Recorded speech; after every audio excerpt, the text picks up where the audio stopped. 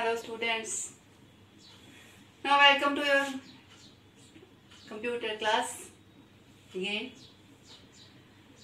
We are on the topic file handling, right? Last topic I seen the left in middle means when you are opening the file pointer will be when you are opening in the right plus, right binary plus or R plus B, it will be at the beginning. File exist करनी चाहिए इन सारे mode में. अगर नहीं होगी तो error देगा. अगर फाइल है तो एरर नहीं देगा. ओपन करेगा फाइल और फाइल पॉइंटर आपका फाइल के बिगिनिंग में होगा, यानी स्टार्ट ऑफ द फाइल. ठीक है. अगर आप फाइल ओपन करते हैं W plus, W binary plus और W प्लस B. अगर फाइल नहीं बनी है तो क्रिएट कर देगा, और अगर बनी है तो दोनों केस में आपका file pointer beginning of the file पर होगा. नहीं बनी है नई file, new created file pointer will be at the beginning. और अगर बनी हुई है तो भी file pointer at the beginning. आप लिख रहे हैं और जो भी आप लिख रहे हैं वो अगर फाइल बनी हुई है, पहले का कुछ भी लिखा हुआ है तो उस पे वो ओवरराइट करता चलेगा. मतलब आपके पहले वाले कंटेंट डिलीट हो जाएंगे. If you are opening in append plus, append binary plus. Now, if the file is not exist, it will create. और क्रिएट करेगा तो बिगिनिंग में ही होगा. बट अगर फाइल पहले से बनी हुई है, it will open the file and the file pointer will be at the end of the file.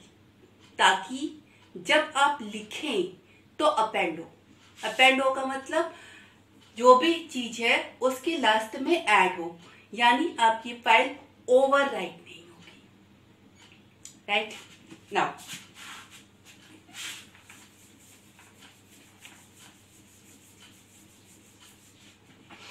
some standard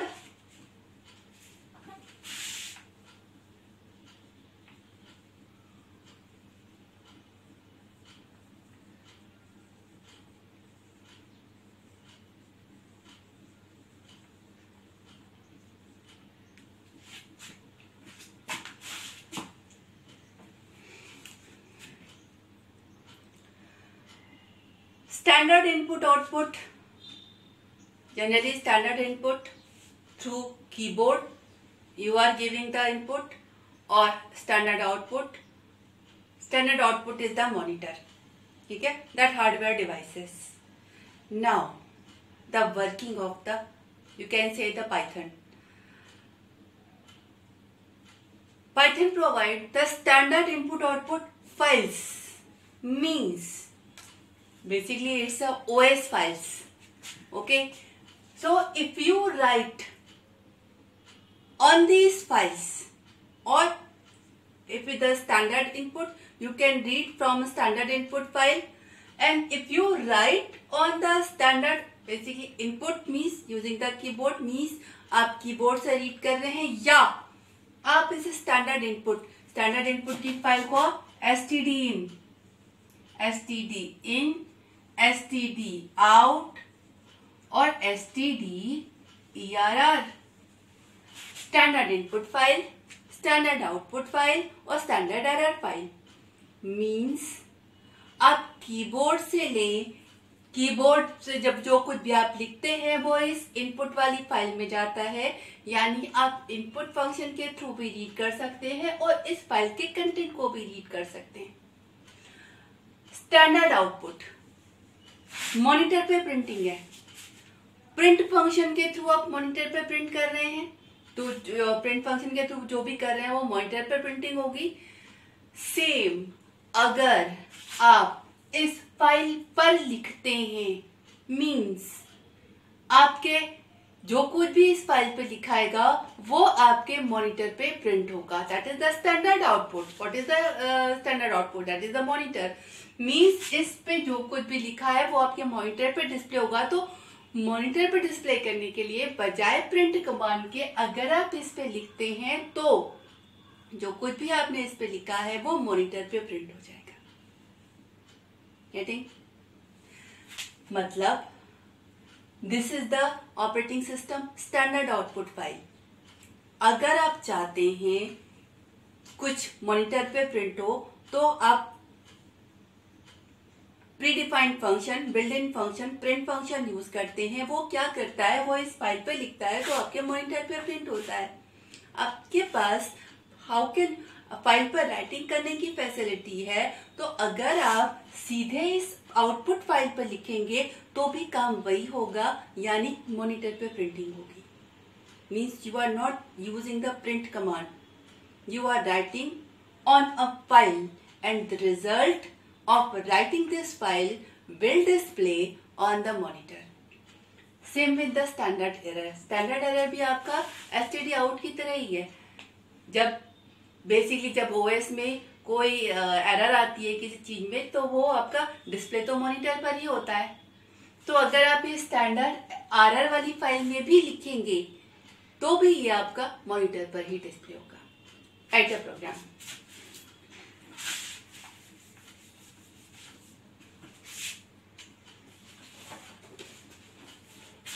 हाँ, ये तीनों फाइलें कैन से आपके सिस मॉड्यूल में है. तो आपको सिस मॉड्यूल को आपको इंपोर्ट करना पड़ेगा.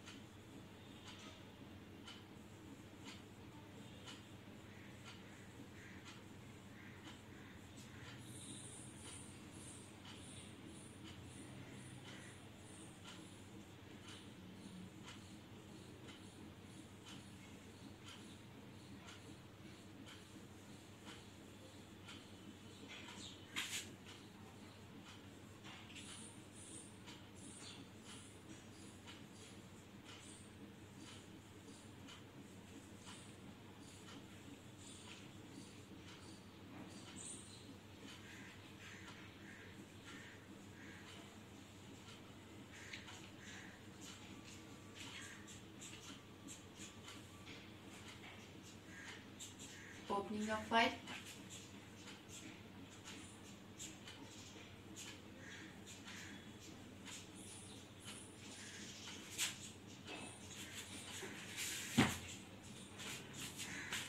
यहाँ पर आपने क्या किया है,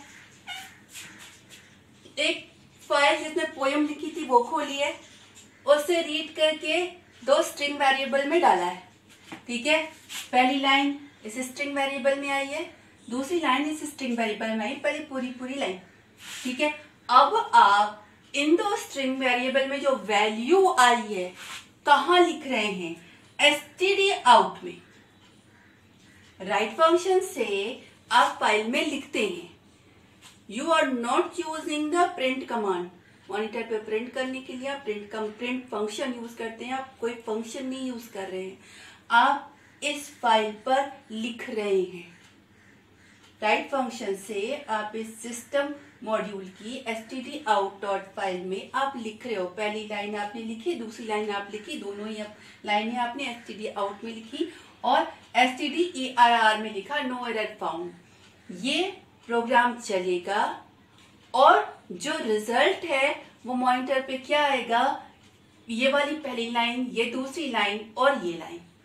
आपने मॉनिटर पे प्रिंटिंग की कोई लाइन नहीं लिखी है, पर क्योंकि आपने एसटीडी आउट पे लिखा है तो एसटीडी आउट वाली फाइल में जो भी कंटेंट होते हैं वो मॉनिटर पे डिस्प्ले होते हैं। तो आपने ये 2 लाइन इस फाइल में लिखी, रिजल्ट क्या होगा, जो भी लाइन इस फाइल में गई वो आपको मॉनिटर पर दिखाई पड़ेगी।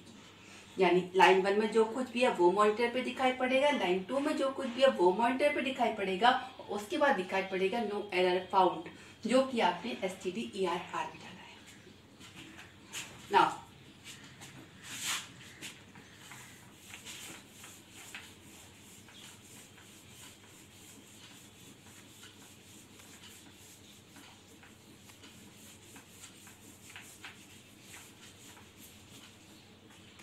absolute and relative path.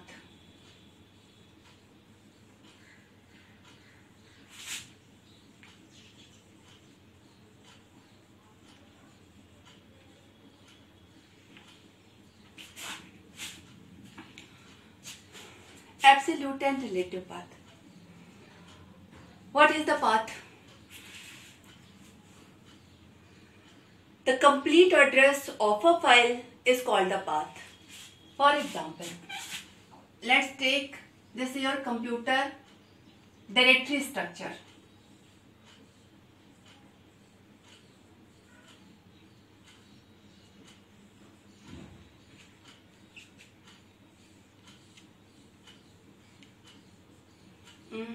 दूसरा लेते हैं।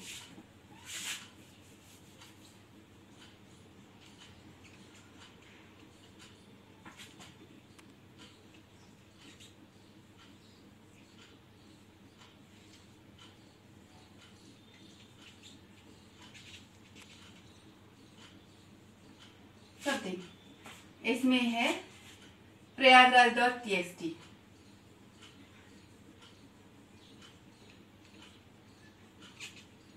और इसमें है एमपी में भोपाल.txt,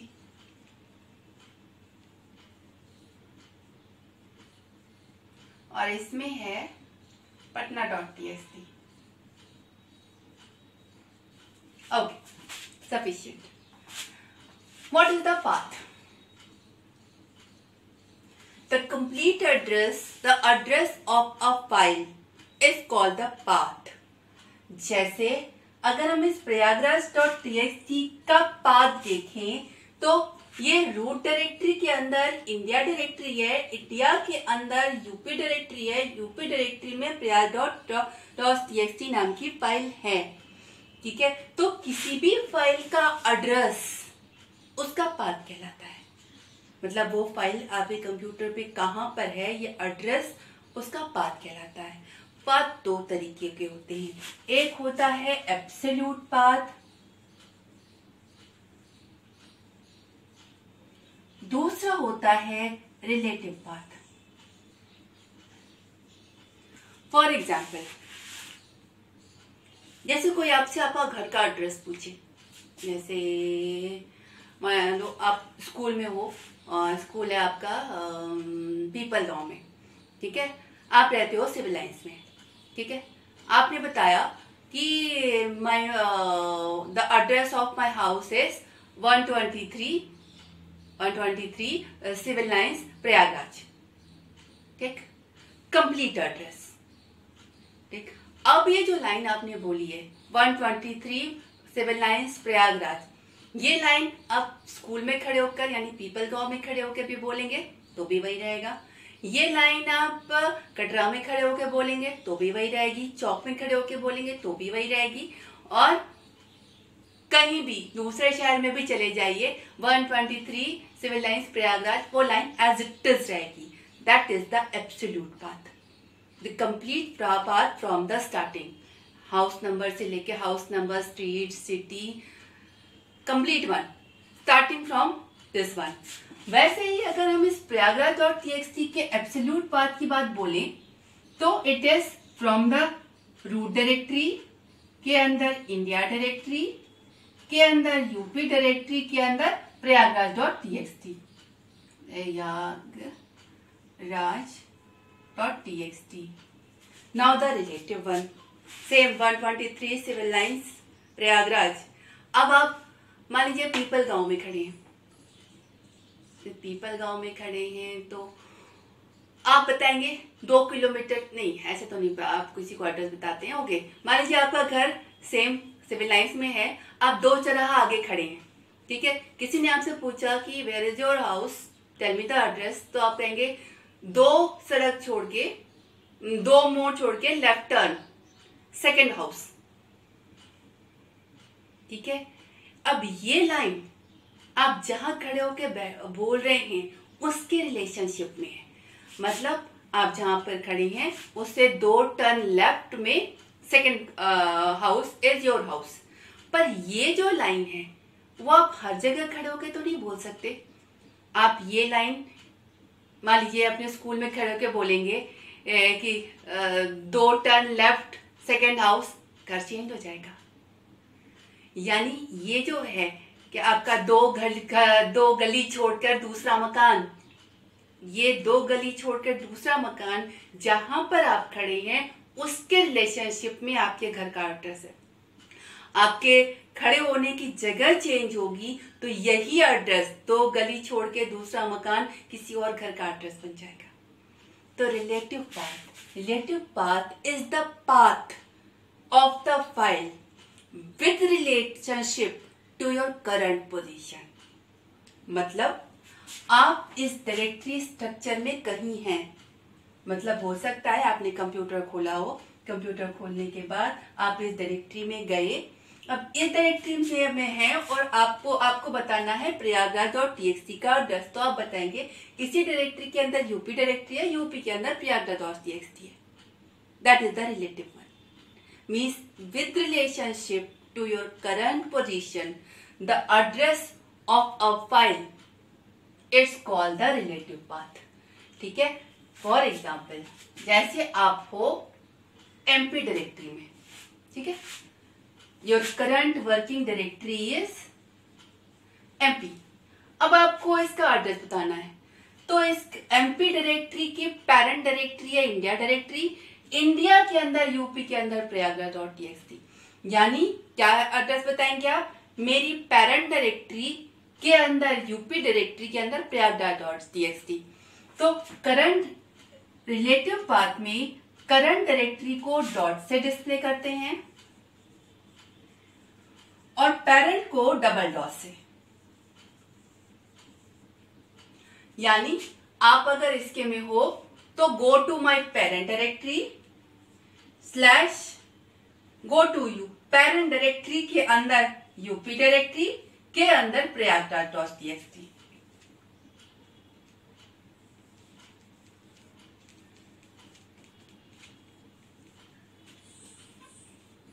मान लीजिए आप D2 में हो, ठीक हो, ये आपकी करंट वर्किंग डायरेक्टरी यहां है, तो आप इसका क्या एड्रेस बताएंगे, go to my parent directory and in my parent directory there is India directory, India के अंदर यूपी, यूपी के अंदर Prayagraj. Means if you are in MP then the Prayagraj.txt address is this, and if you are in D2 the address will be go to my parent directory, मेरी parent directory में India directory है, India के अंदर UP है, UP के अंदर प्रयागराज.txt है।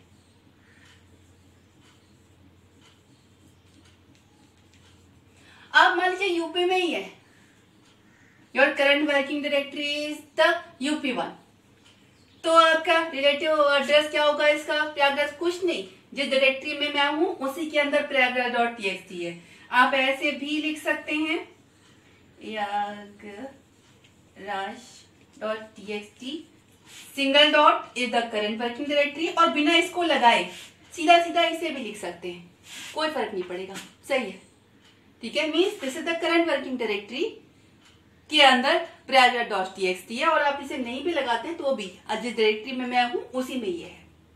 You can write like this also. हम लोग बिना पूरा पाथ दिए भी फाइल का नाम दे रहे थे, दैट मीन्स हमारी वो फाइल हमारी करंट वर्किंग डायरेक्टरी में ही है, और जब हमारी करंट वर्किंग डायरेक्टरी में नहीं हो रही थी तो हम लोग एब्सोल्यूट पाथ दे रहे थे। you can give the relative path also. Right? Now,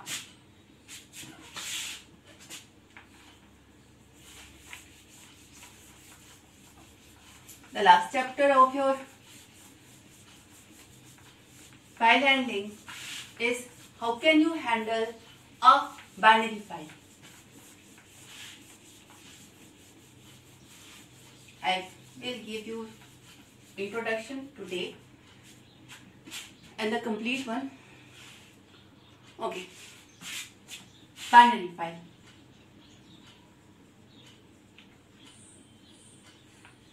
देखिए अभी तक क्या है, फाइल से रीडिंग और फाइल से राइटिंग यूजिंग द स्ट्रिंग और यूजिंग द लिस्ट. स्ट्रिंग में लिखा उसको उठा के फाइल पे लिख दिया और लिस्ट में लिखा उसको उठा के फाइल पे लिख दिया. सेम इसी तरह जब आप रीड कर रहे हैं तो फाइल से रीड किया या रीड करके स्ट्रिंग में डाला या रीड करके लिस्ट में डाला. Now you have some complex object too, just like dictionary हुआ, क्लास का ऑब्जेक्ट हुआ. अब क्लास का ऑब्जेक्ट आपको क्लास के ऑब्जेक्ट को फाइल पे लिखना है या फाइल से रीड करके क्लास के ऑब्जेक्ट में डालना है. अब क्लास का ऑब्जेक्ट इज वो अलग कॉम्प्लेक्स ऑब्जेक्ट हो गया. वहां पर मेनली वहां पर नहीं, आप चाहो तो ये स्ट्रिंग और लिस्ट भी बाइनरी में यूज कर सकते हो. बाइनरी में करते क्या है, मैंने आपको बताया था डेटा फाइल और बाइनरी फाइल में डिफरेंस. डेटा फाइल में and of the line character है, मतलब आप लाइन बाय लाइन लिख रहे हैं और आप लाइन बाय लाइन पढ़ सकते हैं. लाइन मतलब character conversion is take place in the data file. Binary file में जैसी आपकी फाइल हार्ड डिस्क पे पड़ी है या आप उसको वैसे ही रीड करते हैं, मतलब इन the form of bite, number of bite. इतने नंबर ऑफ बाइट वहां पे पड़ा है, इतने नंबर ऑफ बाइट रीड हो या उतने नंबर ऑफ बाइट राइट हो. ठीक है. क्लास और ऑब्जेक्ट, जब हम ऑब्जेक्ट बनाते हैं बेसिकली क्लास डिफाइन किया. क्लास में दो चीजें होती हैं, डेटा और फंक्शन. तो जब हम ऑब्जेक्ट डिक्लेयर करते हैं तो क्लास के डेटा को जितनी मेमोरी चाहिए उतनी मेमोरी हम एलोकेट करते हैं. ठीक है. अब हमें मान लीजिए मैंने क्लास बना रखी है और ऑब्जेक्ट बना रखे हैं, हमें उस ऑब्जेक्ट में साइज क्या है हमें नहीं पता, उस ऑब्जेक्ट को उठाकर फाइल में डालना है. फाइल में हमने ऑब्जेक्ट के सारे डेटा रखे और जब हम फाइल से रीड करें तो वापस हमें उसी ऑब्जेक्ट में डालना है. मीन्स सम कॉम्प्लेक्स ऑब्जेक्ट जब आप यूज करते हो तो बाइनरी यूज करते हैं. बाइनरी फाइल यूज करने के लिए जो पाइथन प्रोवाइड कर रहा है हमें, दैट इज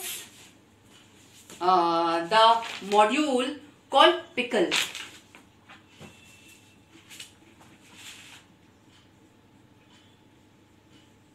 देखिए binary file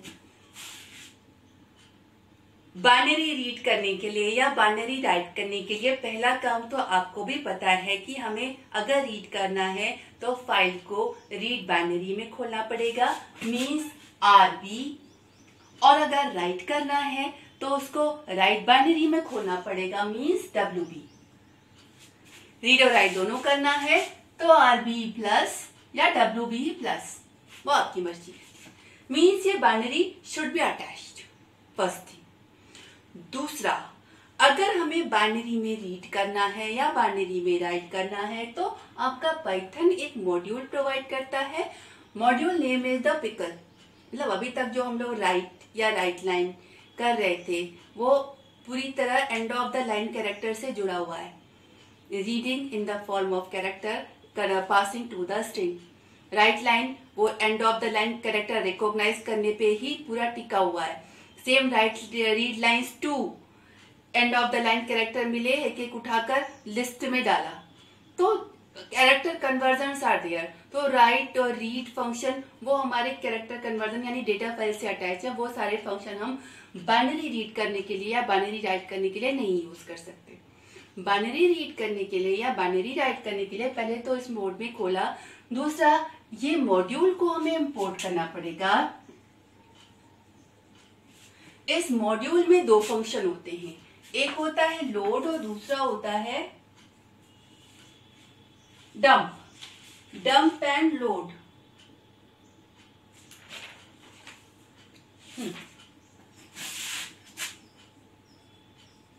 dump and load.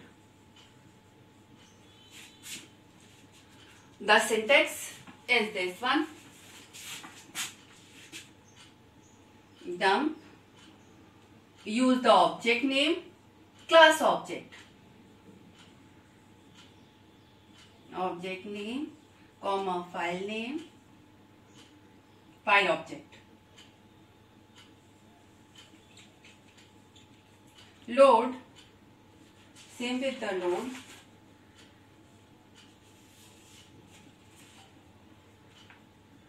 File object.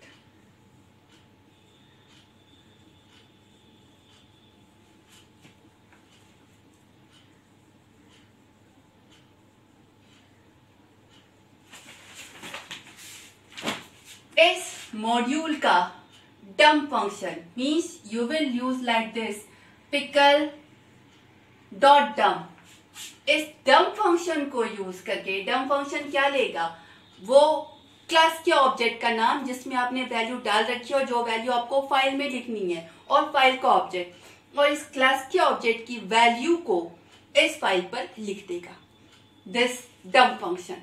And the same module load function here, pickle dot load, not the directly load, it's a load function of this module, so you will use like pickle dot load function file का object लेगा, मतलब जिसमें लिखना है,